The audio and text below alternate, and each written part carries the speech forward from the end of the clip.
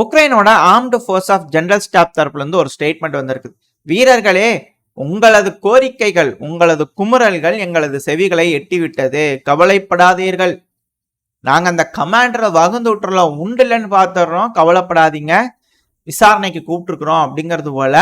அதாவது 59வது இன்ஃபேண்ட்ரி பிரிகேடோட கமாண்டரை வந்து விசாரணை கூப்பிட்டுருக்கிறதா உக்ரைனோட armed forces of general staff தரப்புன்னு சொல்லியிருக்கிறாங்க. என்ன காரணம், ஏன் அப்படின்னு கேட்டீங்கன்னா, அங்க இருக்கக்கூடிய மெடிக்ஸ் கிட்ட இருந்து ஏகப்பட்ட நபர்கள் வந்து கம்ப்ளைண்ட் பண்ணிட்டாங்க. அது மட்டும் இல்லாம அந்த பிரிகேடோட ரிலேட்டிவ்ஸ் வந்து பல நபர்கள் காணல. அதாவது இது போல இந்த பிரிகேட்ல தான் இருந்தாங்க, ஒரு சர்டைன் பீரியட் வரைக்கும் தான் கான்டாக்ட் இருந்தது, அதுக்கப்புறம் காணா பேச்சு இல்லை, எதுவும் இல்லை, என்னாச்சுன்னு சொல்லிட்டு அந்த பிரிகேடோட இன்ஃபேண்ட்ரிஸ் இருப்பாங்க இல்லையா, அந்த ட்ரூப்ஸ், அவங்களோட ரிலேட்டிவ்ஸ் வந்து பாத்தீங்கன்னா கம்ப்ளைண்ட் பண்ணிக்கிட்டே இருக்கிறதுனால என்ன ஏதுன்னு விசாரிச்சுக்கிறாங்க. இப்பதான் வந்து ஒரு திடுகிடும் தகவல் கிடைச்சிருக்கு. அதாவது மனித தன்மையே இல்லாத கமாண்டை வந்து பாத்தீங்கன்னா இந்த 59வது இன்ஃபேண்ட்ரி பிரிகேடு வந்து அந்த சோல்ஜர்ஸ்க்கு கொடுத்துருக்காங்க. போயிட்டே இரு அப்படிங்கிறது போல கமாண்ட் கொடுத்துட்டே இருக்கிறாங்க. ரஷ்யாவும் தெரிஞ்சுக்கிட்டு அந்த இடத்துல குண்டு போட்டே இருக்கிறாங்க. அதனால அதிகமான சேதத்தை சந்திச்ச பிரிகேட் இது 59வது பிரிகேட். அந்த கமாண்டர் தவறுதலான முடிவுகள் எடுத்ததுனால, மனித தன்மையற்ற கமாண்டை கொடுத்ததுனால அந்த கமாண்டர் மேல விசாரணை வைக்க போறோம். ஒருவேளை குற்றம் நிரூபிக்கும் படும் பட்சத்துல ஒரு விட்டு ஓடிடுவார். இல்ல டங்கு ட்விஸ்ட் ஆகிட்டே இருக்குதுங்க. தண்டிக்கப்படுவார், தண்டிச்சாருன்னா திருப்பி ஜெயில தூக்கி போடுவாங்க. ஜெயில தூக்கி பார்த்தா ராணுவத்துல சரியான்னு கேட்பாங்க. ராணுவத்துல சரியான்னு கேட்டா திருப்பி போய் கொஞ்சம் பொசிஷன்லாம் இருக்கு, பவர்லாம் இருக்குன்னா கொண்டு போய் உட்கார வச்சுருவாங்களா அப்படிங்கிறது போல இருக்கு. பட் இட்ஸ் ஓகே, இது உக்ரைன், என்ன வேணாலும் நடக்கலாம்.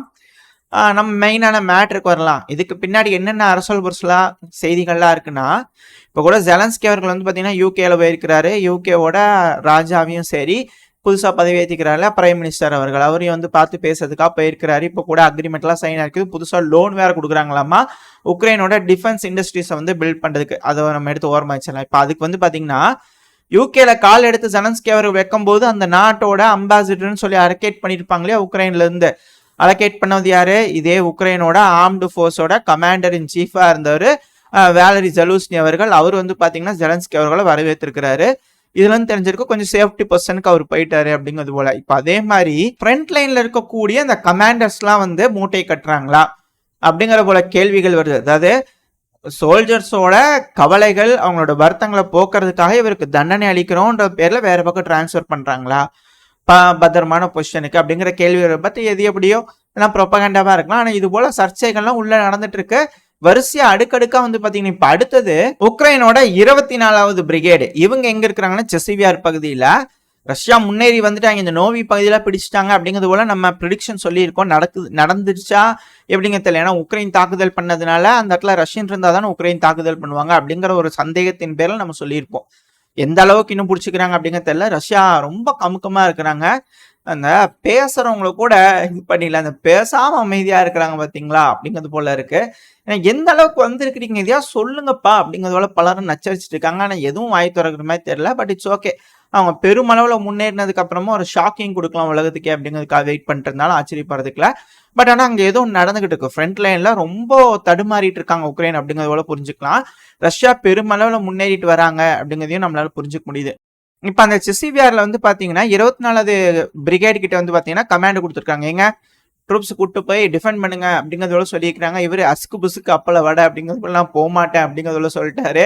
அதனால இந்த கமாண்டர் வாப்பா, என்னப்பா நாங்க ஆர்டர் கொடுத்தா போய் அடிக்க மாட்டீங்களா நீங்க அப்படிங்கிறது போல இந்த கமாண்டர் வந்து டிஸ்மிஸ் பண்ணிட்டாங்க. அந்த கமாண்டரு இன்ஹியூமன், அதாவது மனிதத்தன்மையற்ற டிசிஷன் எடுத்து வீரர்களை அதிகமா ஃப்ரண்ட் லைன்ல ரஷ்யால வந்து முடியாதுன்னு தெரிஞ்சு அங்க அனுப்பிச்சு விட்டு அதிகமான வீரர்களை இழந்திருக்கிறாங்கன்னு, அப்படி செஞ்சா கூப்பிட்டு வந்து அரெஸ்ட் பண்ணி ஜெயில போடுறாங்க. இப்ப இல்லைங்க அது போறது வேஸ்ட்டுங்க, ஒன்றும் பண்ண முடியாதுங்க, வந்துட்டாங்க, இப்ப போனோம்னா அது சூசைட் ஆபரேஷனுங்க அப்படின்னு இந்த 24வது கமாண்டர் சொல்லி போகல. இப்படி சொன்னாலும் விசாரணை, என்கொயரி, ஜெயில போறேன்னா எப்படி என்னதான் பண்றது இந்த கமாண்டர் அப்படிங்கிறது தெரியல. பட் ஆனா இது போல விஷயங்கள் உக்ரைன்ல நடந்துகிட்டு இருக்கு. இது எல்லாமே அபிஷியலான டீடைல்ஸ் வந்துகிட்டு இருக்குது. அதை வச்சு நம்ம பேசிட்டு இருக்கோம். உக்ரைன்ல பேசிட்டு இருக்கிற விஷயங்கள் இதை வந்து ப்ரொபகண்டாவா ரஷ்ய தரப்புல இப்படி அப்படி இப்படின்னு கதை கட்டி விடுறதுக்கு வாய்ப்புகள் அதிகம். அதெல்லாம் நம்ம தான் தெளிவா புரிஞ்சுக்கணும். அதனால செந்தில் டிஃபென்ஸ் சேனல்ல விழிப்புணர்வு அதிகமா கொடுக்கணும், புரியுதுங்களா? உங்களுக்கு வந்து ரூமர்ஸ் அதிகமா சொல்லிட்டு இருக்கிறோம். அதாவது ரூமர்ஸ் யாரும் நம்பாதீங்க அப்படிங்கிற விழிப்புணர்வுக்காக அதிகமான விஷயங்கள் சொல்லிட்டு இருக்கோம். ஸோ உக்ரைன்ல வந்து ஃப்ரண்ட் லைன் அதிகமான அளவில் கிளாப்ஸ் ஆயிட்டு இருக்கு. அது கூடவே இப்ப மக்கள் பெருமளவுல புரட்சி பண்ணிட்டு இருக்கிறாங்க. போன பதிவில் நான் சொல்லியிருப்பேன், இப்போ வீடியோ பதிவு சைடில் லோடாக இருக்கும். உக்ரைனோட பல பகுதிகளிலையும் போராட்டங்கள் வெடிக்க ஆரம்பிச்சிருக்கு. அதுக்கான சைட்ல இமேஜஸ் லோடா இருக்கும். இதுக்கான முக்கிய காரணம் என்னன்னா எலக்ட்ரிசிட்டி இல்ல. கடந்த 28 மணி நேரமா சில இடங்கள்ல எலக்ட்ரிசிட்டி இல்ல. அதுவும் உக்ரைனோட கேபிட்டலான கீவ்லயே அந்த ஒப்லாஸ்ட்லயே சில பகுதிகளை 20 மணி நேரத்துக்கு மேல கரண்ட் கட் ஆயிருந்திருக்கு அப்படிங்கிறது போல சொல்றாங்க. இப்போ இது போல ஒரு சூழல் இருக்கும் போதே இவங்களுக்கு எச்சா குறைச்சல் கொடுக்குற மாதிரி இயற்கையும் சரியில்லை. என்ன நடக்குது அப்படின்னா, இப்போ ஒரு இமேஜ் ரோடா இருக்கும், சைட்ல பாத்தீங்கன்னா தெரியும் ரெட் கலர்ல இருக்கும், கொஞ்சம் டார்க் ரெட்டா இருக்கு இல்லையா. அதுவும் உக்ரைன்ல சில பகுதிகள்லாம் 41 டிகிரி செல்சியஸ் இருந்து 45 டிகிரி செல்சியஸ் வரைக்கும் வெப்பநிலை இருக்காமா. பயங்கரமான வெயில். இதை வந்து டாலரேட்டே பண்ணிக்க முடியல. இந்த டைம்னு பார்த்து 20 மணி நேரம் 28 மணி நேரம் கரண்ட் கட் ஆகுதுன்னா மக்கள் சும்மா இருப்பாங்களா? அதனால வீதியில இறங்கி போராட ஆரம்பிச்சிட்டாங்க. இப்ப உக்ரைனுக்கு என்ன பண்றது ஏது பண்றது அப்படிங்கிறது தெரியல. எலக்ட்ரிசிட்டி தட்டுப்பாடு அப்படிங்கிறது பெருமளவுல இருக்கு, அது நம்மளால புரிஞ்சுக்க முடியுது. இப்போ இந்த டைம்ல வந்து பாத்தீங்கன்னா ஹங்கேரி வந்து அதிகமான எலக்ட்ரிசிட்டி தந்துட்டு இருக்காங்க. இப்ப அவங்களோட உரண்டை இழுக்கிற மாதிரி அதோட ஆயிலையும் கட் பண்ணி வச்சிருக்காங்க. அதாவது ஒரு பைப் லைன்ல மட்டும் கட் பண்ணிக்கிறாங்க, மற்ற பைப் லைன்லாம் போயிட்டு தான் இருக்கு. அதை மட்டும் ரெனியூ பண்ண மாட்டாங்க. லூக் ஆயில் பைப் லைன் அதை மட்டும் ஸ்டாப் பண்ணி வச்சிருக்கதா சொல்லப்பட்டது. ஃபுல் கனெக்ஷனையும் ஸ்டாப் பண்ணல. எதுக்கான மிரட்டல் இது, என்ன சொல்ல வராங்க அப்படிங்கிறது தெரியல. பட் ஆனா இப்ப எஸ்தோனியாவா இருக்கட்டும், மற்ற நாடுகளா வந்து பாத்தீங்கன்னா சூழ்நிலை சரியில்லை. கரண்டா இருக்கட்டும், எலக்ட்ரிசிட்டியா இருக்கட்டும், எல்லாமே அதிக அளவுல ரஷ்யா கிட்ட இருந்து வாங்கி ஆகணும். ரஷ்யாவோட அண்டை நாடுகள்லாம் இப்ப இவங்கெல்லாம் வந்து பாத்தீங்கன்னா இல்ல, ரஷ்யா கிட்ட இருந்து இதுக்கு மேல வாங்குறத ஃபுல்லா ஸ்டாப் பண்ணிக்கலாம் அப்படிங்கிறது போல ஒரு முடிவுக்கு வந்து இது போல வேலைகள்ல ஈடுபட்டு இருக்காங்க. இதுக்கு பின்னாடி ஒரு காரணம் இருக்கு. இதுக்கு மேல எலக்ட்ரிசிட்டி, இதுக்கு மேல கேஸா இருக்கட்டும், ஆயிலா இருக்கட்டும், ஒன்லி பைப்லைன் உக்ரைன் வழியா வரணும், அதுக்கான ஒரு டிமாண்ட் வைக்கிறாங்க. அந்த ஒரு காரணத்தினால ரஷ்யா வந்து எலக்ட்ரிசிட்டி தரணும் எங்களுக்கு உக்ரைனுக்கு அப்படிங்கிறது போல டிமாண்ட்லாம் இருக்குது. நீங்க கேட்டு வாங்கித்தாங்கல்ல, எலக்ட்ரிசிட்டி எங்களுக்கு ஃப்ரீயா கொடுங்க அப்படின்னு யூரோப்பியன் யூனியன் கிட்ட டிமாண்ட் வைக்கிறதுக்காக யூரோப்பியன் யூனியன்ல இருக்கக்கூடிய சில நாடுகள், குறிப்பா ஸ்லோவாக்கியா, ஹங்கேரி, இந்த உக்ரைனுக்கு மரணு பிடிச்சிட்டு இருக்காங்க இல்லையா. ஸோ அவங்க கிட்ட இந்த எலக்ட்ரிசிட்டியா கொஞ்சம் சீப்பா வாங்குறதுக்கான வேலைகளில் ஈடுபட்டு இருக்கிறது பண்ற மாதிரி தெரியுது அப்படிங்கிறதோட சில ரூமர்கள்லாம் இருக்கு. ஏன்னா இந்த செய்திகள்லாம் வச்சு பார்க்கும்போது அதைத்தான் குறிக்குது அப்படிங்கிறதோட சில நபர்கள் கிட்ட இருந்து ஸ்டேட்மெண்ட்ஸ் வருது, சில அனலிஸ்ட் கிட்ட இருந்து. எது எப்படியோ உக்ரைன்ல கரண்ட் பிரச்சனை இருக்குது. இப்படி இருக்கும்போது ஸ்வீடன் தரப்புல வந்து பாத்தீங்கன்னா 13 டீசல் ஜெனரேட்டர் நாங்க டொனேட் பண்றோம் அப்படின்னு இருக்கிறாங்க. எங்க 13 டீசல் ஜெனரேட்டருங்க எதுக்கு 10 போகுது உக்ரைனுக்கு அப்படிங்கிறது போல பல கேள்விகள் இருந்தாலும், எங்க ஒரு யூரோப்பியன் நாடு 10 கொடுக்குறாங்க அப்படின்னா மொத்தம் 20 நாடுகளுக்கு மேல இருக்காங்க, 23 நாடுகள் இருக்கிறாங்க. ஸோ அவங்களாம் சேர்ந்து கொடுத்தாங்கன்னா ஒரு 200க்கு மேல வந்துடும் இல்லையா. ஆள் 10 கொடுக்குறாங்கன்னா 20 பேர் இருக்கிறாங்க அப்படின்னா 200 கிட்ட வந்துடும் இல்லையா. ஸோ அதன் அடிப்படையில ஏத்துக்கிற மாதிரி இருக்கா, அதுவும் எனத்துக்கு 10 அப்படிங்கிறது போல இருக்கு. பட் இருந்தாலும் கொடுக்குறாங்க 10 20ன்னு அப்பப்ப தேவைப்படுற மாதிரி ஒரு நாடுகள் கொடுக்குறாங்க. இதை வச்சு ஏதாவது ஒப்பேத்த முடியுமா அப்படிங்கிறது உக்ரைன் பார்க்கணும்னா இதுல ஒரு விஷயத்த நோட் பண்ணோம். இதுக்கு வேணுங்கிற ஆயில் ரஷ்யா கிட்ட தான் வாங்கணும். ரஷ்யா கிட்ட இருந்து அவங்க வாங்கலினாலும் ரஷ்யா கிட்ட இருந்து வேறொரு நாடு வாங்கி அது அவங்க நாட்டில் வச்சு ஏதோ ஒரு வேலையை செஞ்சு திருப்பி ஷிப் பண்ணாங்கன்னா வாங்கிக்குவாங்க. இப்போ அதுக்கும் செக் வைக்கிற மாதிரி யூகே தரப்புல இருந்துலாம் வந்து பாத்தீங்கன்னா சாங்ஷன் போட்டிருக்கிறாங்க. திரும்பியும் இந்த ரஷ்யாவோட ஆயில் கண்டெய்னர்ஸ்லாம் இருக்கு இல்லையா, கூடுதலாக ஒரு 13 கண்டெய்னருக்கு போடு சாங்ஷன் அப்படிங்கிறது போல சொல்லிக்கிறாங்க. ஜெர்மனோட ஓலாஃப் ஸ்கோல்ஸ் அவர்கள் இருக்கிறார் இல்லையா, அவரு தரப்புல இருந்து வேற ஒரு மாதிரியான காய நகர்த்தர்கள் செஞ்சுட்டு இருக்காங்க. என்ன செய்யறாங்க அப்படின்னா, ஷேடோ டேங்கர்ஸ் அதிகமா இருக்குது, அதெல்லாம் கண்டுபிடிச்சு ரெஸ்ட்ரிக்ட் பண்ணா அதுக்கெல்லாம் நம்ம சாங்ஷன் போடலாம் அப்படிங்கிறது போல. இது எல்லாத்தையும் வச்சு பார்க்கும்போது யூரோப்பியன் யூனியன்ல இருக்கிற நாடுகளே ஒரு நாடுகள் இன்னொரு நாடுக்கு குத்திட்டு இருக்கிறாங்க கத்தி வச்சு அப்படிங்கிறதோட சொல்லப்பட்டுவது. ஏங்க நம்மளுக்குள்ள யுனைட்டியே இல்லைங்க, அதை முதல்ல கொண்டு வரலாங்க அப்படிங்கிறது போல ஜெலன்ஸ்கி அவர்கள் சொல்லியிருந்தாரு. அது உண்மைதான் போல தெரியுது. ஏன்னா ஷேடோ டேங்கர்ஸ் கிட்ட இருந்து வாங்கினாலாச்சும் ரஷ்யா கிட்ட நாங்க சாங்ஷன் போட்டோம் வாங்கல, நாங்க எங்க வாங்கி இங்கேயும் வாங்கி சமாளிச்சுட்டு இருக்கிறோம் அப்படிங்கிறது போல ஒரு நட்பேரியா சம்பாதிக்கலாம். ஓஹோ நீ அப்படி பண்ற, எங்களோட எக்கனாமி பாதிப்படையுது இல்லையா, அதனால போடு சாங்ஷனை ஷேடோ டேங்கருக்கு அப்படின்னு ஜெர்மனி தரப்புல இருந்து. ஆயில் டேங்கர்ல இருந்து ஆயில் வாங்கிட்டு இருக்கிற நாடுகளோட எக்கனாமி ஓரளவுக்கு தேவையா இருக்கு. உதாரணத்துக்கு சொல்லணும்னா நம்ம சீனா இதெல்லாம். ஸோ இங்கெல்லாம் வந்து பாத்தீங்கன்னா டெலிவரி ஆகக்கூடிய ஆயில் டேங்கருங்கெல்லாம் குறி வச்சு அடிக்கிறாங்க அப்படின்னா இப்ப இந்த நாடுகள்லாம் வேற நாடுகள் இவங்களுக்குள்ள மாறி மாறி இந்த எக்கனாமிக் வார் தான் போயிட்டு இருக்கு. மாறி மாறி குத்திக்கிறாங்க ஒருத்தங்களை. இப்ப ஹங்கேரிக்கு வந்து பாருங்க கரண்ட் அதிகமா உக்ரைன் வாங்குது, ஆனா உக்ரைனுக்கு போகக்கூடிய அந்த Lukoil pipeline stop பண்றாங்க இல்லையா. ஸோ எல்லாம் டிப்ளமேட்டிக் வார் நடந்துகிட்டு இருக்கு அப்படிங்கிற சொல்லப்பட்டுவது. இதெல்லாம் எங்க போய் முடியுது, எப்போ வந்து அரசல் பொருசலா ஒரு சிலாய் முடியும் அப்படிங்கிறது தெரியல. ஆனா நார்வேவோட பிரைம் மினிஸ்டர் இருக்கிறா இல்லையா, அவரு தெளிவா ஒரு விஷயம் சொல்லிக்கிறார். அமெரிக்காவோட எந்த பிரசிடென்ட் ஜெயிச்சு வந்தாலும் நேட்டோவோட கமிட்மெண்ட்டா இருக்கட்டும், உக்ரைனுக்கு உதவுவதா இருக்கட்டும், அதுல இருந்து பின்வாங்க மாட்டாங்க. உக்ரைன் எல்லாம் கை கழுவ மாட்டாங்க. தேவை இருக்குதுங்க அமெரிக்காக்கு அப்படிங்கிறது போல அவர் தரப்பு வந்து ஓப்பனா போட்டு உடச்சிக்கிறாங்க. ஸ்டோர் அவர்கள் நார்வேயோட பிரைம் மினிஸ்டரான ஸ்டோர் அவர்கள்கிட்ட இருந்து இது போல ஒரு ஸ்டேட்மெண்ட் வந்திருக்கு. அதுதான் உண்மையும் கூட, யதார்த்தமான ஒரு விஷயமும் கூட. ஏன்னா ட்ரம்ப் அவர்கள் என்ன சொல்றாரு, போரை நிறுத்துங்கன்றாங்க. சீஸ் ஃபயர் தான் அவர் மீன் பண்றது இந்த வரியில சொல்லும் போது. ரஷ்யா அதுக்கு ஒத்துவாங்கலாம் மாட்டாங்க, அவங்க டேர்ம்ஸ் வச்சிருக்காங்க. இந்த 4 ஒப்லாஸ் வந்து வெளியே போங்க ஃபர்ஸ்ட் அப்படின்னு. இப்ப அதுக்கு வந்து உக்ரைன் ஒத்துக்குமா? ஒத்துக்காது. ஸோ இந்த சண்டை நடந்துகிட்டே தான் இருக்கும். நான் போரை நிறுத்த சொன்ன ரஷ்யா நீங்க நிறுத்த மாட்டேறீங்க, அதனால நான் உக்ரைனுக்கு உதவுறேன். டபுள் டைம்ஸ் உதவுறதுக்கான வாய்ப்புகள் இருக்கு அப்படிங்கிறது போல சில அனலிஸ்ட் தரப்புன்னு சொல்றாங்க.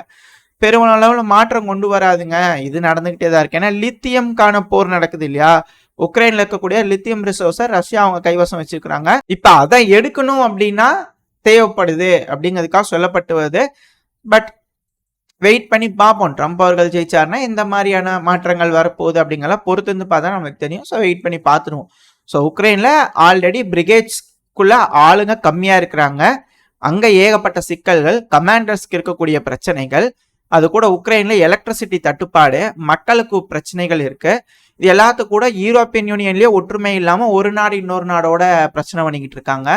எல்லாம் உக்ரைனுக்கு வந்து மேலும் இக்கட்டான சூழ்நிலைக்கு தான் கொண்டு போய் விட்டுட்டு இருக்கு. அது மட்டும் இல்லாம இப்போ ஒரு இமேஜ்லோட இருக்கும். இந்த இமேஜ்ல பார்க்கும்போதே உங்களுக்கு தெரிஞ்சிருக்கும், அந்த மைனஸ்னு ரெட் கலர்ல போட்டிருக்காங்க இல்லையா, அந்த இடத்துல இருந்து இருக்கக்கூடிய ட்ரூப்ஸை உக்ரைன் வந்து ரீடிப்ளாய் பண்றதுக்காக எடுத்திருக்காங்க, ரிசர்வ்ஸ் வந்து எடுத்திருக்காங்க. பிளஸ்ல கிரீன் கலர்ல போட்டிருக்கு இல்லையா, அந்த இடத்துலலாம் உக்ரைன் ட்ரூப்ஸை புதுசா அனுப்பி இருக்கிறாங்க. ஸோ இதெல்லாம் வச்சு பார்க்கும்போது பெருமளவுல ரிசர்வ்ஸை வந்து ட்ரூப்ஸ் கொஞ்சம் எடுத்துக்கிட்டே இருக்கிறாங்க. எதுக்கோ சேர்த்துறாங்களே அப்படிங்கிறது போல கேள்விகள் வருது. இது எல்லாமே பிரதானமா எதுக்கானதுன்னா, பெலருஸ் உக்ரைனுக்குள்ள எட்டி குதிக்கும் போது ப்ரொடெக்ஷன் கொடுக்கறதுக்காக அப்படிங்கிறத சொல்லப்பட்டு வருது. ஆனா இவங்களே எட்டி குச்சிருவாங்க பெலருஸ்குள்ள, அது போல சூழல்கள் உண்டாயிட்டு இருக்கு. ஏன்னா போலாண்டு சமீபத்துல சீனா கிட்ட போய் பேசியிருந்தாங்க, போலாண்டோட தூதாவர்கள் சீனாக்கு போய் விசிட் விட்டு பேசியிருந்தாங்க. அது எதுவும் சரி வர மாதிரி தெரியல. ஸோ இப்போ அதுக்கப்புறம் வந்து பாத்தீங்கன்னா பெலருஸும் சீனாவும் சேர்ந்து ட்ரைனிங் பண்ணிட்டு இருக்கிறாங்க. பெலருஸ்ல இப்போ இன்டென்ஸான ட்ரைனிங் போயிட்டு இருக்குது. இந்த டைம்ல வச்சு பார்க்கும்போது போலாண்ட்ல வேற போருக்கு தயாராகுன்னு சொல்லிக்கிறாங்க. உக்ரைன் வேற அதிகமான ட்ரூப்ஸை புல் அவுட் பண்ணிட்டு இருக்காங்க ஃப்ரண்ட் லைன்ல இருந்து. இங்க போகக்கூடிய விஷயங்கள் பெலருஸ்ல வச்சு அட்ஜஸ்ட் பண்ணிக்கலாம், ஏதோ ஒரு விஷயத்துக்காக அவங்க காய் நகர்த்துறாங்க அப்படிங்கிறது தெரியுது.